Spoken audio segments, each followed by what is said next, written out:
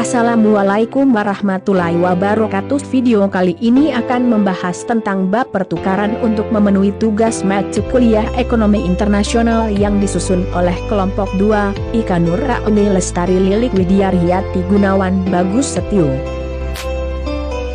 Perdagangan didefinisikan sebagai pertukaran barang dan jasa atau uang yang saling menguntungkan atau memberikan manfaat dan didasarkan atas kehendak sukarela dari masing-masing pihak. Sedangkan perdagangan internasional dapat diartikan sebagai transaksi bisnis antara pihak pijak dari lebih daripada satu negara. Transaksi bisnis ini contohnya adalah ekspor produk dari suatu negara ke negara lain, investasi pembangunan pabrik di negara asing, pembelian bahan baku dari luar negeri, memproduksi salah satu bagian produk di luar negeri dan merakitnya di dalam negeri. Perdagangan internasional merupakan sebuah perdagangan yang dilakukan antar negara guna menciptakan siklus dagang secara menyeluruh dan mendunia atau antar negara.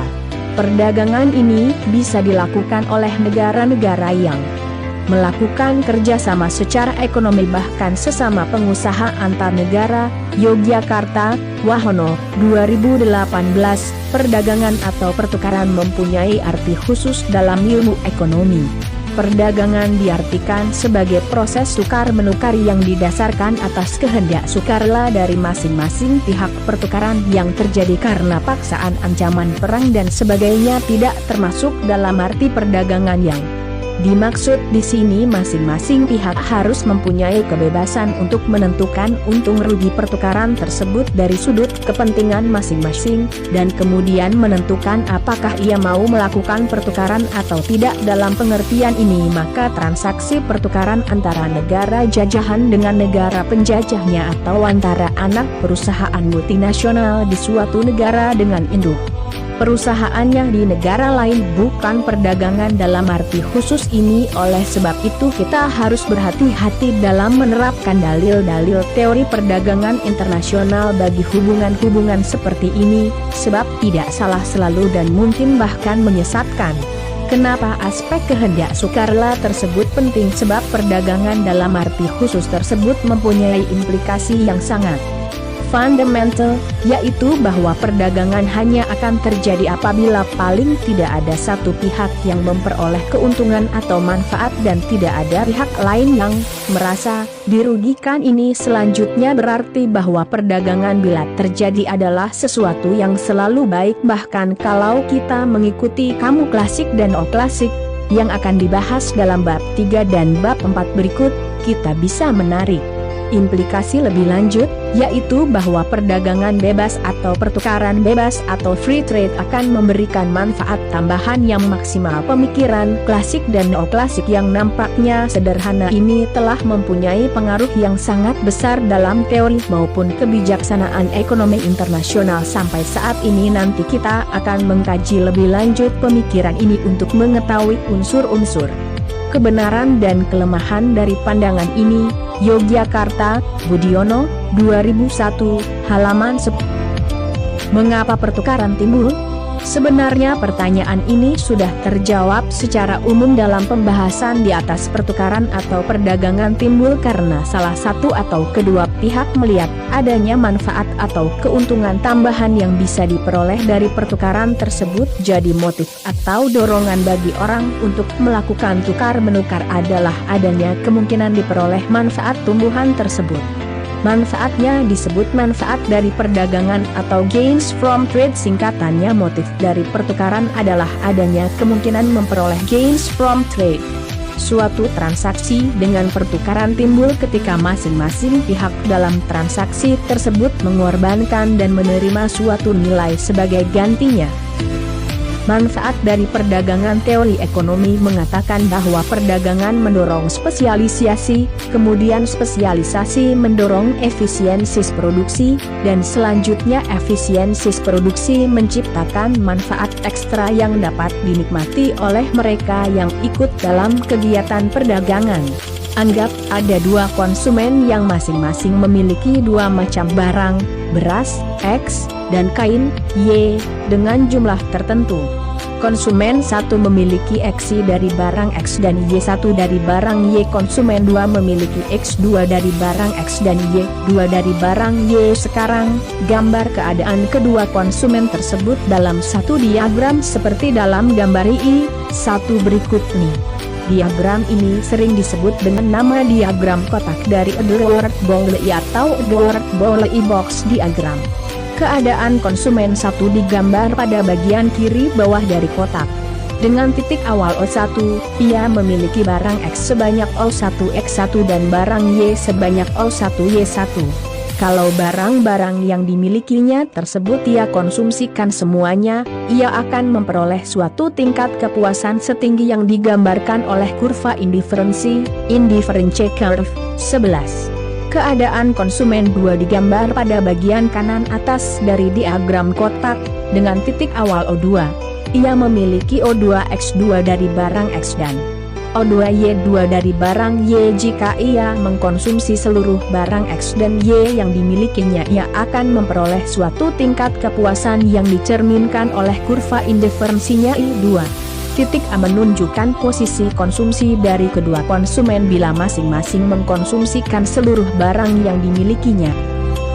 Pembagian manfaat perdagangan titik B hanyalah satu kemungkinan dari banyak kemungkinan lain di mana kedua konsumen tersebut bisa melaksanakan transaksi tukar-menukar dan memperoleh manfaat pertukaran. Mungkin saja konsumen 2 tidak bersedia menerima syarat-syarat transaksi pertukaran yang dicerminkan oleh titik B di atas. Kalau demikian, posisi yang lain harus ditawarkan. Pada asasnya semua titik atau posisi yang terletak di dalam darah yang berbaris di antara 11 dan 12 bisa menggabungkan kedua belah pihak.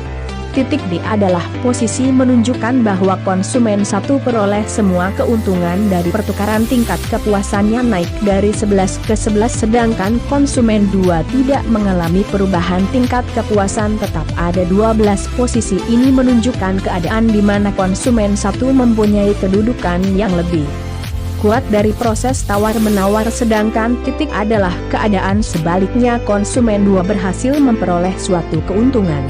Kita bisa menarik suatu jalur seperti jalur EBD yang terdiri dari titik-titik persinggungan antara kurva-kurva indiferensi konsumen 1 dan kurva-kurva indiferensi konsumen 2. Jalur semacam ini disebut jalur kontrak atau kurva kontrak. Salah satu titik dari kurva kontrak akan menjadi posisi yang akan disetujui kedua belah pihak untuk suatu kontrak tukar-menukar. Titik yang mana pada kurva kontrak yang akan terpilih tergantung pada kemampuan dan kekuatan masing-masing pihak dalam tawar-menawar. Pembagian manfaat dari perdagangan antara pihak-pihak yang melakukan pertukaran ditentukan oleh kekuatan masing-masing dalam proses tawar-menawar. Hal ini penting untuk diingat, karena apabila kekuatan ekonomis antara kedua belah pihak tidak seimbang, misalnya negara yang mempunyai kekuatan monopoli sedangkan yang lain tidak, maka pembagian manfaat dari pertukaran cenderung untuk tidak seimbang pula. Sumber manfaat perdagangan. Terdapat pandangan yang paling populer tentang perdagangan adalah adanya manfaat dari perdagangan, yaitu bila negara-negara melakukan perdagangan menjual barang atau jasa satu sama lain, pertukaran tersebut akan selalu saling memberikan manfaat. Bahkan negara-negara yang berproduksi dengan biaya yang lebih tinggi pun daripada negara-negara lain dalam memproduksi barang dan jasa dapat memperoleh manfaat. Perdagangan internasional juga membenarkan negara-negara untuk melakukan spesialisasi produksi pada barang-barang tertentu, dengan tingkat efisiensi yang tinggi pada skala produksi yang besar. Kemanfaatan dalam ekonomi internasional bukan hanya terbatas pada perdagangan barang atau jasa yang kasat mata, tapi juga pada tenaga kerja atau aliran modal.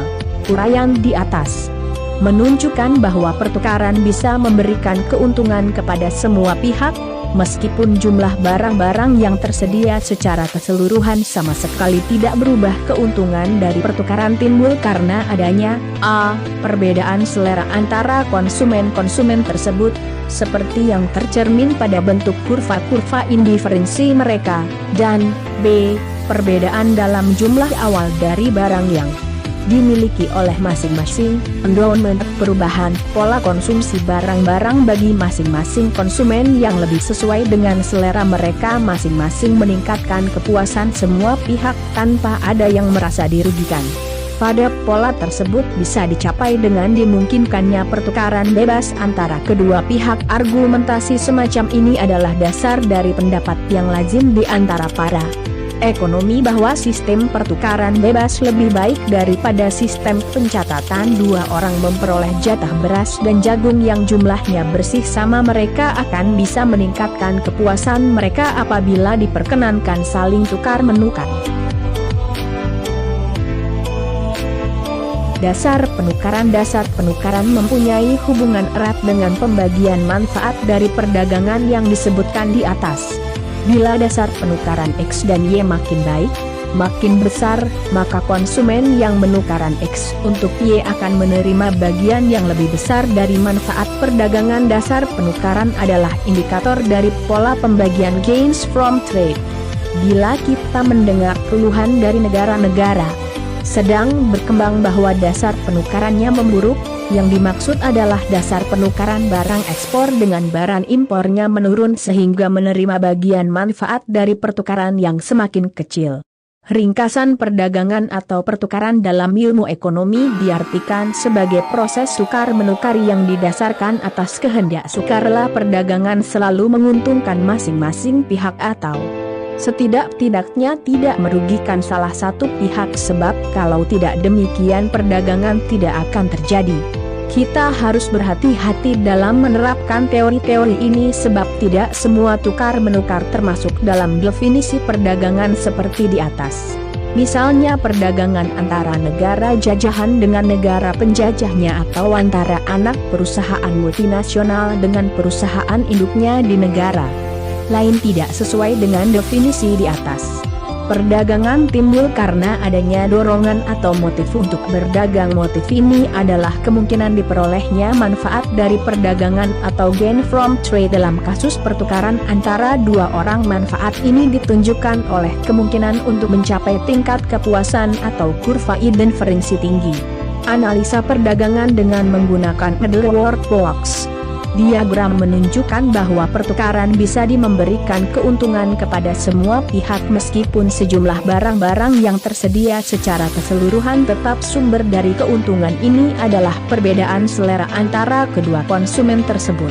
Pembagian manfaat perdagangan antara kedua belah pihak ditentukan oleh dasar pertukaran yang konsumen yang berhasil mendapatkan dasar pertukaran yang baik bisa memperoleh bagian manfaat yang besar. Konsep-konsep penting dalam bab ini: perdagangan, trade, perdagangan yang dilakukan oleh penduduk suatu negara dengan penduduk negara lain atas dasar kesepakatan bersama. Wikipedia, perdagangan bebas, free trade, kebijakan di mana pemerintah tidak melakukan diskriminasi terhadap impor atau ekspor. Manfaat dari perdagangan, gains from trade, memenuhi kebutuhan dalam negeri yang tidak dapat terpenuhi karena adanya keterbatasan tertentu. Diagram kotak Edward Bowley representasi grafis dari pasar dengan hanya dua komoditas, X dan Y, dan dua konsumen. Dimensi kota adalah jumlah total X dan Y dari kedua barang tersebut. Kurva contract curve, sekumpulan titik yang mewakili alokasi akhir dua barang antara dua orang yang dapat terjadi sebagai hasil dari perdagangan yang saling menguntungkan antara orang-orang tersebut mengingat alokasi awal barang tersebut. Harga relatif atau rasio harga dari komoditas seperti baik atau layanan dalam hal lain, yaitu rasio dua harga. Suatu harga relatif dapat dinyatakan dalam bentuk rasio antara harga dua barang atau rasio antara harga satu barang dan harga sekeranjang barang pasar. Rata-rata tertimbang dari harga semua barang lain yang tersedia di pasar. Dasar penukaran, terms of trade, sebuah perjanjian yang dikenal sebagai nilai tukar mata uang terhadap pembayaran saat kini atau di kemudian hari, antara dua mata uang masing-masing negara.